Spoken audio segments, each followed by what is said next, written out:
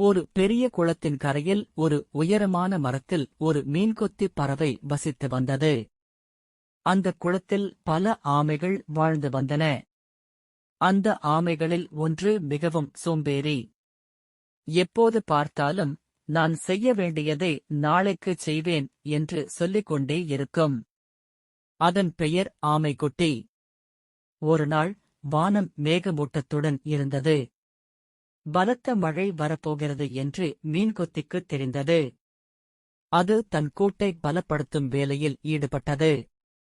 அப்போது ஆமைக்குட்டி கரையில் ஓய்வெடுத்துக் கொண்டிருந்தது. மீன்கொத்தி ஆமைக்குட்டியை பார்த்து, ஆமைக்குட்டி, நல்ல காற்று வரப்போகிறது, பெரிய மழை பெய்யும் போலிருக்கிறது. நீ குளத்தின் ஆழமான பகுதிக்குச் சென்று பாதுகாப்பாக இரு. இல்லையென்றால் நீரோட்டத்தில் அடித்துச் செல்லப்படுவாய் என்று எச்சரித்தது. ஆமைக்குட்டி சோம்பலுடன் திரும்பிப் பார்த்து, அடடா! எனக்கென்ன அவசரம்? நான் நாளைக்கு மெதுவாகப் போய்க்கொள்ள மாட்டேனா? இன்னும் கொஞ்சம் வெயில் வருமல்லவா? என்று அலட்சியமாக பதில் கூறியது. மீன்கொத்தி மீண்டும் எச்சரித்தது, இல்லை ஆமைக்குட்டி, இப்போதே கிளம்பு. நேரம் ஆகஸ்ட் ஆபத்து கூடும். ஆனால் ஆமைக்குட்டி அதைக் காதில் வாங்கவில்லை.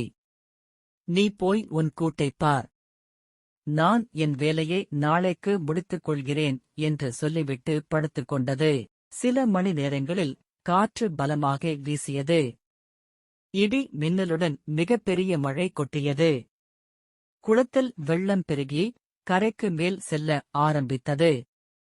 ஆமைக்குட்டி மெதுவாக நகர நினைப்பதற்குள் அது வெள்ளத்தில் சிக்கியது. ஆமைக்குட்டியால் நீரோட்டத்தை எதிர்த்து நீந்த முடியவில்லை. அது அடித்துச் செல்லப்பட்டு பாறைகளின் மேல் மோதி காயமடைந்தது. வெள்ளம் வடிந்த பிறகு மிகவும் வருத்தப்பட்டு தன் சோம்பேறித்தனத்தை நொந்து கொண்டு பாதுகாப்பான இடத்திற்குச் சென்றது.